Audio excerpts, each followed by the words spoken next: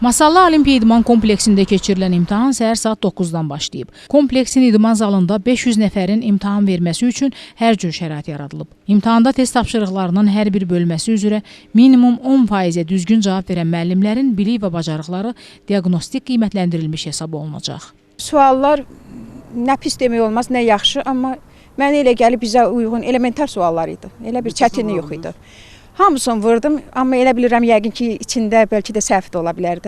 Təhsil Nazirliyinin İnsan Resursları şöbəsinin müdir müavini İlham Nağıyevin sözlərinə görə diaqnostik qiymətləndirilmə imtahanları elektron proqram təminatı vasitəsilə həyata keçirilir. 6 bal toplaya bilməyən müəllimlər imtahandan keçməyəcəklər. Doğrusu biz gözləmirik ki, elə müəllimlərimiz olacaq. Çünki məktəbdə işləyən və 6 bal toplaya bilməyən müəllimi biz gözləmirik səmimi olaraq olsun. Amma əgər elə bir müəllim olarsa, xeyr, onun maaşı qaldırılmayacaq. Müəllimin maaşı ortalama desək 35-40% arasında qaldırılır.